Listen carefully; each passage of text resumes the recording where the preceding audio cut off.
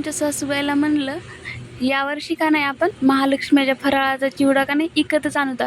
घरी बनवलेला मुरमुऱ्याचा चिवडा वाकसच होते. मला म्हणले 10 वर्ष झाले तुझ्या लग्नाला, तुला माहित नाही का पावसाळ्यातच लक्ष्म्या येतात आणि आपण लक्ष्म्याला बाहेरचं काही आणत नाही म्हणून. म्या म्हणलं हो, पण आजकाल तर सगळेच बाहेरचं आणायलेत ना, मग आपल्याला न आणायला काय झालं. हो आणत असतील, पण आपल्या घरात येणार नाही म्हणजे येणार नाही. महालक्ष्म्या वर्षातून एकदाच येतात आणि त्याला आपल्याच हातचं खाऊ घालायचं. कसं का असं ना.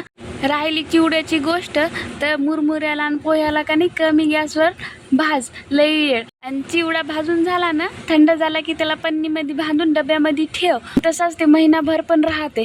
पण काढताना का नाही नेहमी पन्नी गुंडाळून ठेव, म्हणजे ती वाकस होत नाही. 25 वर्ष झाले आम्ही लक्ष्म्या मांडायला, अजून कवा देवाला इकतीचा फराळ आणला नाही. 2 दिवसात आली नाही इकत देवाला खाऊ घालणारी. मला म्हणल्या नुसता लोकायला दाखवाय पुरता देव देव नका करत जाऊ.